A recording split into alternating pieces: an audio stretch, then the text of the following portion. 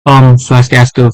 Perkenalkan, nama saya Dewi Gede Jumiantara dengan NIM 24170510886. Di sini saya akan membahas terkait soal ujian akhir semester mata kuliah agama Hindu. Saya berasal dari Prodi S1 Akuntansi semester 2. Mohon maaf untuk sebelumnya, saya tidak bisa mematikan kamera karena adanya kendala. Saya dilihat pada kamera di kanan pojok bawah. Nah, untuk pembahasan soalnya, yaitu ada 12 soal dan 12 jawaban. Dimulai dari soal 1, yaitu seorang pegawai negeri beragama Hindu menerima suap dari kontraktor agar proyek pemerintah diloloskan meski tidak sesuai dengan spesifikasinya. Ia berdalih bahwa hal ini sudah biasa di lingkungannya. Nah, di mana? Untuk pertanyaan, mengapa tindakan ini melanggar dharma menurut Hindu? Dan nilai apa yang seharusnya dijunjung oleh abdi negara menurut ajaran agama Hindu? Nah, tentu saja, tindakan suap melanggar nilai satya dan juga nilai reta. Ini adalah bentuk adharma karena penyalahgunaan jabatan.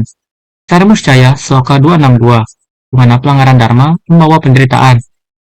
Nilai yang harus dijunjung meliputi satya yaitu kejujuran, astya meliputi tidak mencuri, arjava meliputi tulus, dan dhamma meliputi pengendalian diri. Itu soal 2. Madi, kepala desa, menyalahgunakan dana desa.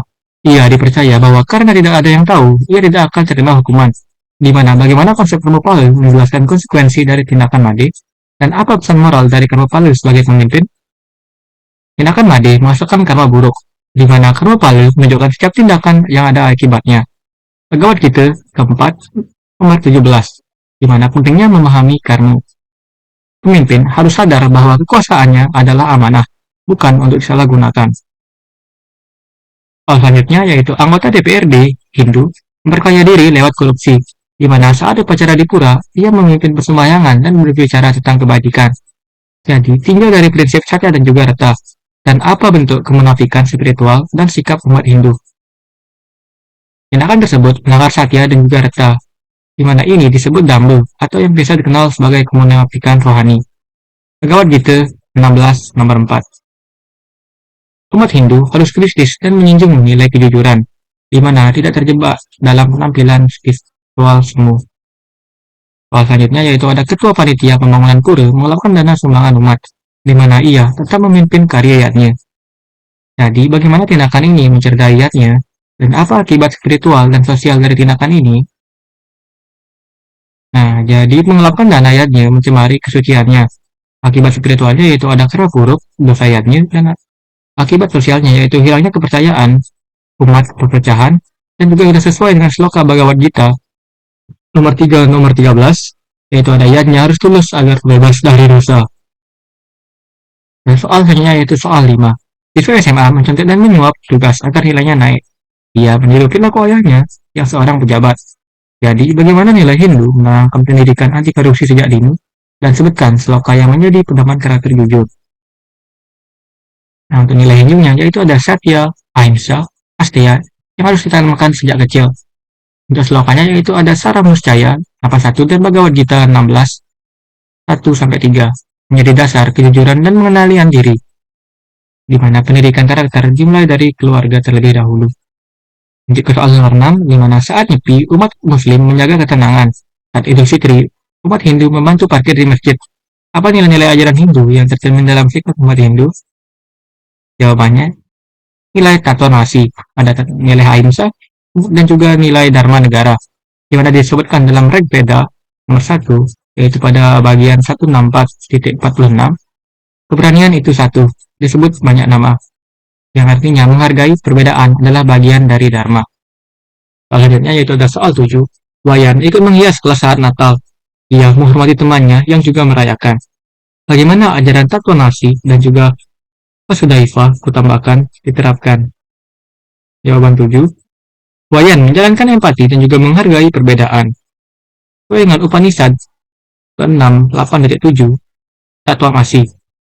Dan Mahopanishad 6, 71, Vasudhaiva Kutumbukam. Dunia adalah satu keluarga. Soal 8, Banjar akan bangun pura dekat gereja, di mana warga Hindu dan Kristen berdialog dan menyepakati jadwal ibadah. Apa bentuk kerukunan dan juga hubungan dengan Dharma? Nah, kerukunan yang tercermin dari Dharma Semaya, atau yang biasa dikenal sebagai kesempatan damai, ini mencerminkan harmoni sosial dan juga penerapan Dharma dalam hidup bersama. Sesuai dengan Regseda 10.191.2, menekankan kesatuan hati dan juga niat. Soal 9, yaitu ada warga berbagai agama bergotong royong membangun balai desa. Jadi, sebutkan ajaran agama Hindu apa yang mendasari gotong royong lintas agama. Nah, untuk ajarannya yaitu ada meliputi Siva, Dharma Yoga, dan juga Trihita Karana, di mana mengutip dari Bhagavad Gita 3, bagian 9, bekerja demi yajna adalah kewajiban, gotong royong wujud dharma dalam kehidupan. Soal selanjutnya itu soal 10, yaitu dalam Dharma Santi Antarumat, tokoh Hindu menyatakan perbedaan agama dalam jembatan damai. Ia kutip dalam sekolah Sloka Weda, di mana apa sih pesan moralnya dan sloka Hindu apa yang relevan dengan kutipan tersebut? Nah, pesannya yaitu perbedaan memperkuat perdamaian. Diambil dari Rig Veda 10.191.4. Mari berjalan, berbicara, dan berpikir bersama. Ini wujud persatuan dalam keragaman. Soal 11, yaitu ada I Gusti Ngurah, seorang PNS Hindu, rajin sembahyang, jujur, disiplin, dan toleran antar umat. Jadi, bagaimana ia menjalankan dharma, agama, dan dharma negara? Jawaban 11, ia melaksanakan dharma agama melalui spiritualitas dan dharma negara lewat pelayanan publik. Jadi sudah seimbang nih, sudah sesuai porsi masing-masing. Sesuai dengan Sara Muscaya 115, Dharma membangun dunia. Soal 12 soal yang terakhir, yaitu ada Made, seorang siswa SMA taat beribadah dan disiplin di sekolah, serta aktif berkegiatan lintas agama. Nah, jadi analisis sikap Made dalam keseimbangan Dharma agama dan Dharma negara. Made menunjukkan keseimbangan antara Dharma agama dan Dharma negara, dan sudah sesuai dengan porsinya masing-masing. Sesuai dengan Bhagavad Gita 1846, menjalankan tugas sesuai kodrat sebagai jalan dari kesempurnaan. Dan itulah yang dijalankan oleh Made, seorang siswa SMA. Nah, jadi dari pembahasan ke-12 soal dan ke-12 jawaban tersebut, kita jadi mengetahui bahwa pembelajaran ini menegaskan bahwa ajaran Hindu tidak hanya bersifat spiritual, tapi juga sangat relevan dalam membangun sosial dan juga kenegaraan. Prinsip-prinsip Dharma, Karma Pala, Satya, dan juga Tattva Masi menjadi fondasi moral yang kuat untuk mencegah penyimpangan, penumbuhan karakter jujur, dan juga membina kerukunan antar umat.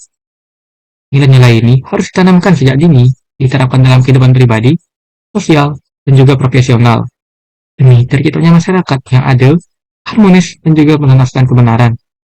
Dengan menjalankan dharma secara seimbang, manusia dapat mencapai kesejahteraan lahir dan juga batin.